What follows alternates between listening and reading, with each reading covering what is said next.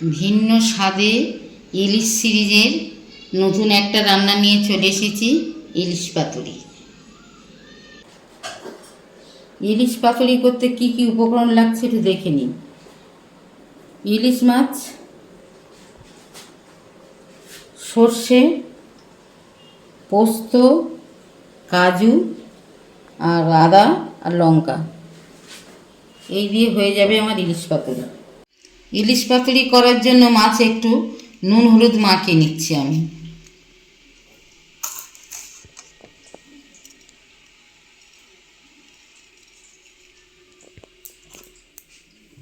একটু সর্ষে তেল দিচ্ছি।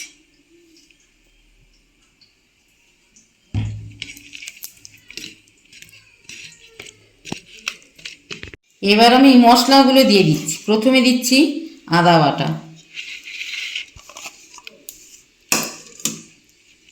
তারপরে দিচ্ছি সর্ষে বাটা, সব শিলে বাটা।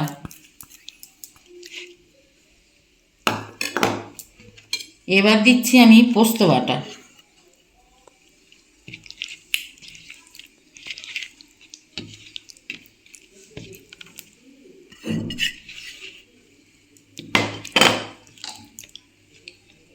এবার দিচ্ছি আমি কাজু বাটা,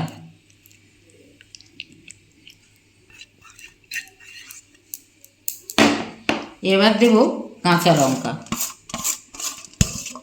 কাঁচা লঙ্কা স্বাদ মতো আপনারা যেরকম খাবেন দেবেন, আমি দিয়ে দিলাম। এবার কলা পাতার মধ্যে এগুলো দিয়ে দেব। কলা পাতাটা ধুয়ে মুছে নিয়েছি। এবার আমি মাছগুলো পরপর সাজিয়ে নেব।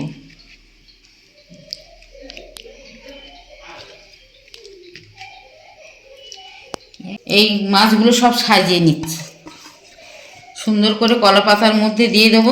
এবার কলা পাতাটা মুড়ে গরম জলে দিয়ে দেব।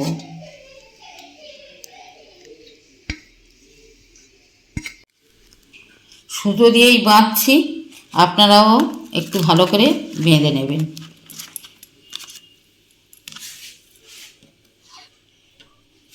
বেঁধে জলের মধ্যে সেদ্ধ করতে দেবেন। সুন্দর করে এরকমভাবে বেঁধে নেবেন, নাহলে সাইড থেকে তেল মশলা সব বেরিয়ে যাবে। এবার আমি গরম জলের মধ্যে এটা দিয়ে দিচ্ছি।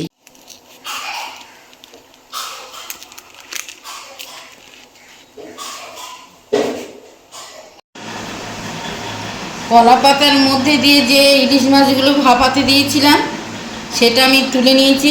সেটা জলে সেদ্ধ করেছি আমি 10 মিনিট হবে। 10 মিনিটের পর এটা ভাপে রেখেছিলাম, 5 মিনিট পরে আবার তুলে নিয়েছি। নিয়ে এবার এই সুতোটা আমি কেটে দিচ্ছি। কেটে আমি দেখাচ্ছি কীরকম হয়েছে।